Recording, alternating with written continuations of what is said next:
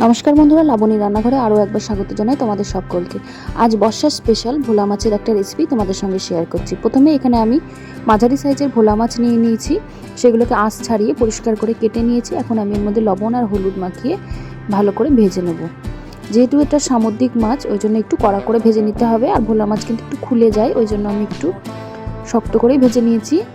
এখন কড়াইয়ের মধ্যে সাদা তেল বসিয়ে দিলাম বেশ কিছুটা। এখন মাছগুলোকে পরপর করে ভালো করে ভেজে নেব।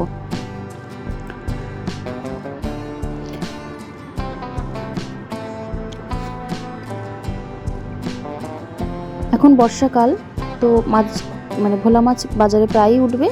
আশা করছি তোমরা একদিন বাড়িতে ট্রাই করে দেখবে। তারপর মাছ ভাজা হয়ে গেলে আমি এখানে 3খানা মিডিয়াম সাইজের পেঁয়াজ একটু নরম করে নিচ্ছি তেলের মধ্যে।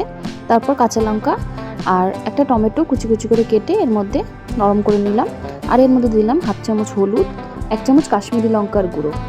এগুলোকে দিয়ে একটু ভালো করে কষিয়ে নেব। একটু পেঁয়াজটা নরম হবে, টমেটোটা নরম হবে, এত পর্যন্ত কষিয়ে নেব।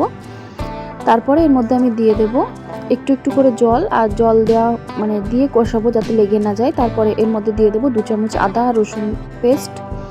সেটাকে আমি দিয়ে একটু ভালো করে কষিয়ে নেব যতক্ষণ লেগে না আসছে। আর খুব ভালো মতন এখন লেগে আসছে, যার জন্য আমি মশলাটা থেকে তেল ছেড়ে গেছে। এখন ঝোলের জন্য একটু জল দিয়ে দিচ্ছি, 1 গ্লাস মতন জল ব্যবহার করেছি।